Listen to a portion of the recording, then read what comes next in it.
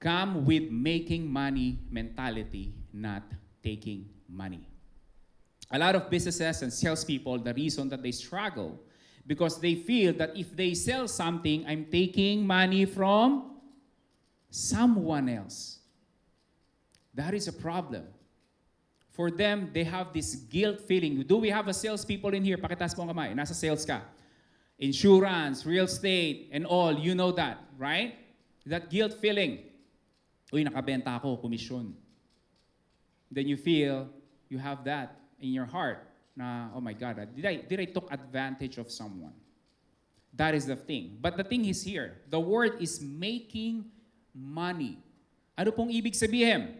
People will not just give you money. You have to give them value first. The wealthiest people in the world, ganun po yung ginawa nila. Let's talk about Bill Gates. Bill Gates, one of the wealthiest people in the world, he created software that we use. Sino po ritong gumamit ng Excel file, taas ang kamay, or nakagamit na? Look around you. Microsoft Word. He created those, and in return, he became wealthy. Sino po rito yung may Facebook? Pakitaas ang kamay. Dapat lahat kayo kasi sa Facebook ko kayo nakuha eh. Now, one of the wealthiest and youngest is Mark Zuckerberg. Why? Because he created an app, a social media network, Facebook, so we can connect together. In other words, guys, we are talking about value creation. You create value. Our Facebook page, we are reaching over 3 million people every week or every month. 3 million people. And we're receiving a lot of messages, personal messages, business message, email. We receive a lot. And most people are gonna come, Sir Jon, paano po ba kikita dyan? And there's nothing wrong wanting to make more money. I want you to make more than what you can spend. Okay? Because pagka may sobra, mas marami tayong matutulungan.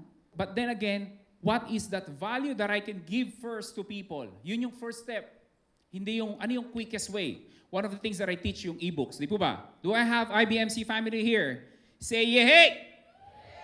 There you go. Right? And then, from time to time, some people were gonna come to me, Sir Jon, pwede ko po bang i-copy-paste yung nasa Google gawin kong e-book? That is not a mindset of people who create value first. That is the mindset who just want to make money. Can you make money from doing this? Yes. But the question is, will it last? That's the thing. Wait, before you go, do not forget to click that red subscribe button below. Appreciate it. Thank you for watching.